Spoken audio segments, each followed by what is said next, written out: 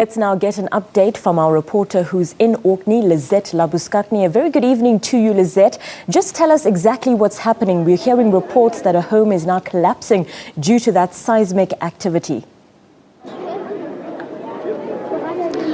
Good evening to you. We are currently here at the Kuma Informal Settlement just outside of Stilfontein in the northwest. Right behind me is one of the buildings that was severely damaged in this morning's quake. Now currently the members of the disaster management area of the local municipality was assisting this homeowner to move her furniture and all her belongings from the house. And as they were busy here just a few minutes ago, some more stones and parts of the roof started to collapse as well. The disaster management team moving away and also telling the community to just step away, fears that the house might collapse completely.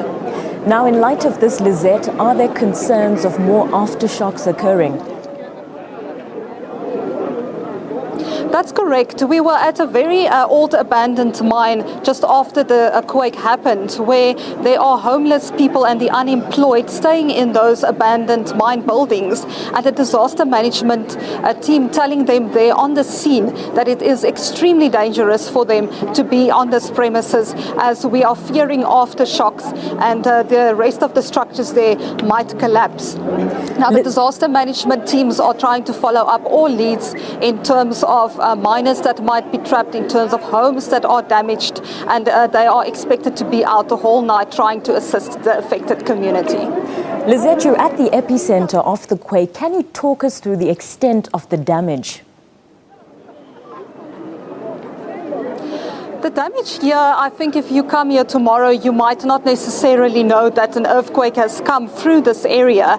We were in Klerksdorp when the earthquake happened here, just about 30 kilometers from Klerksdorp, and a lot of buildings were damaged. We're seeing cracks through the floors. We're seeing windows that exploded.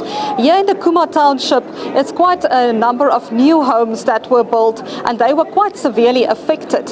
One of the ladies here saying that her whole bathroom collapsed and she doesn't know where she will get money from now to rebuild her home here. Now the mines were all evacuated as an emergency procedure, and by late this evening we did not really know what the extent of the damage was at these mines, with mine management saying they're still trying to ascertain if all miners that were underground did manage to come up to the surface.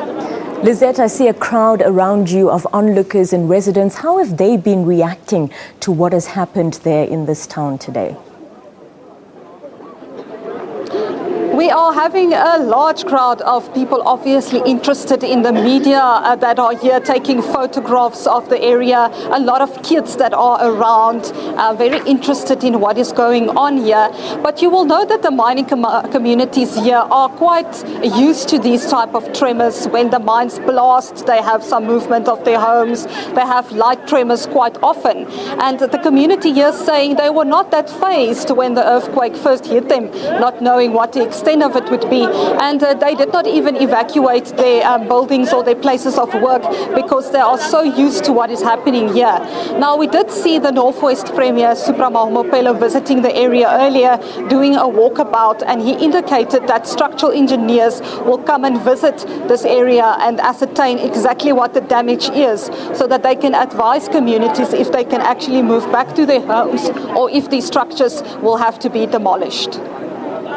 Lizette Labuskatni there, bringing us the latest from Orkney, the epicenter of that 5.5 magnitude